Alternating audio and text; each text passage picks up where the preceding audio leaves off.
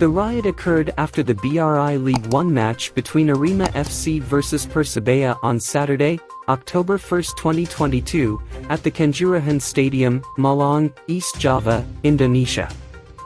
The East Java Regional Police Chief, Inspector General Nico Afinta, revealed that the riots allegedly occurred because Arema FC lost to Persebaya.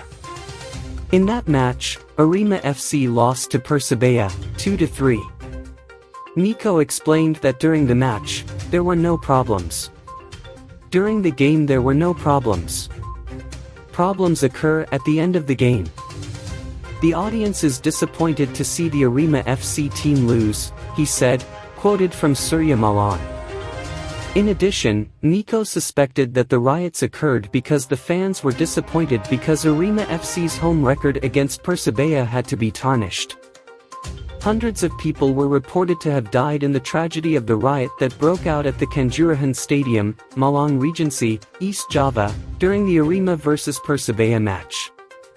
Inspector General of Police Nico Afinta at a press conference in Malang Regency, East Java, Sunday, said of the 127 people who died, 2 of them were members of the National Police.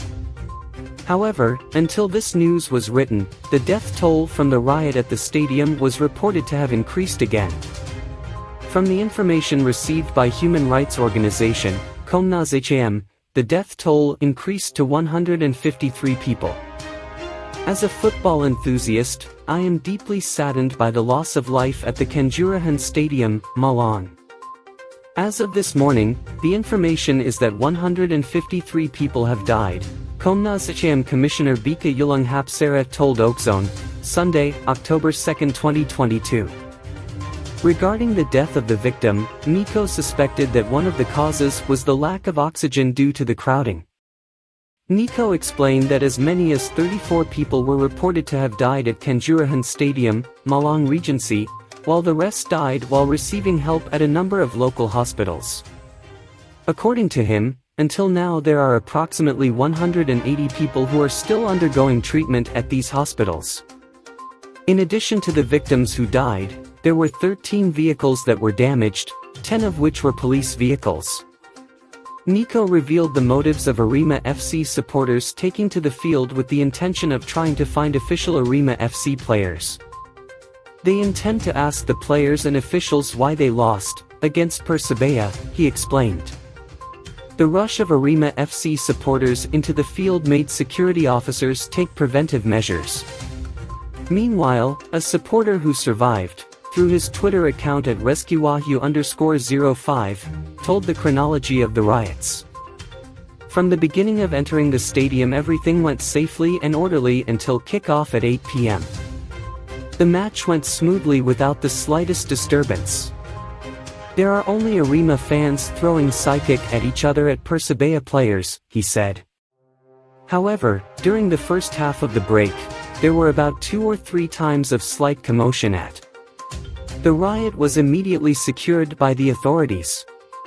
The second half continued and the Persebaya team managed to score their third goal. Arema FC increasingly appeared to attack Persebaya's goal, but no goals were created.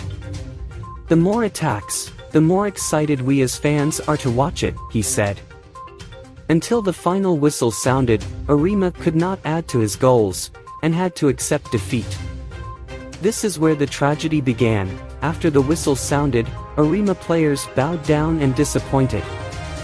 Meanwhile, the Arema coach and the team manager approached the eastern stands and showed an apologetic gesture to the fans. On the other hand, there is one supporter who from the south stands was desperate to enter and approach Sergio Silva and Marina. It looks like giving criticism and motivation to them, he said. From there, several more people entered the field to express their disappointment to the Arema players. It was seen that John Alfarazzi was trying to give understanding to these unscrupulous supporters. However, the more people who came in, the more chaotic the stadium was because from various sides of the stadium also came in to express their disappointment to the players. This was followed by throwing various kinds of objects towards the field, the fans getting out of control.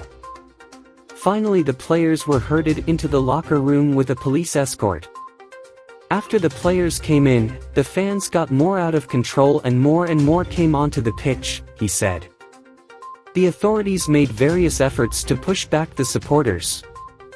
In my opinion, the treatment was very cruel and sadistic, with clubs being hit with a long stick, one supporter being beaten by the police, being hit by a shield and many other actions, the account wrote. However, when the officers pushed back, other supporters from the south and north attacked the officers.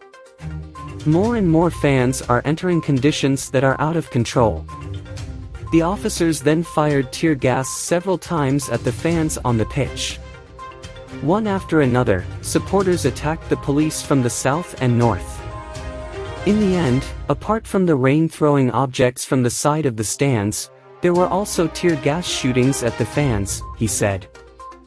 Countless dozens of tear gas have been fired at the fans, in every corner of the field has been surrounded by tear gas smoke. There are also those who were shot directly at the supporters, in the 10th stand, he said. The fans panicked because of the tear gas, the more chaos in the stands. They ran for the exit. But unfortunately the exit was already packed because the audience panicked because of tear gas. Many mothers, women and kids looked helpless, unable to join the crowds to get out of the stadium. It was seen that they were congested because of tear gas, all exits were full and there was a traffic jam, he said. While outside the stadium, many collapsed and fainted from the effects of being trapped inside a stadium full of tear gas. At around 23:30 WIB, there were still many incidents of throwing stones at police cars, and beating supporters against officers who were deemed to have locked them in a stadium filled with tear gas.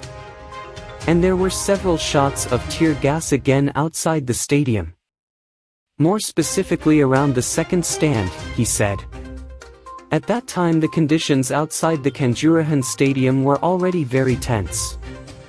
Many limp supporters lay, screams and cries of women, supporters were covered in blood, cars were crushed, swear words and anger were heard. Malang Regent, Sanusi revealed that all the costs of treating 180 injured people will be borne by the Malang Regency government. I ordered the whole community to be treated. Everything is taken care of, all costs are borne by the Malang Regency government, he said in Breaking News Compass TV, Sunday, September 2, 2022. Sanusi also explained that 50 ambulances were deployed to carry out the evacuation. And now we can do the best with all the limited facilities, he said.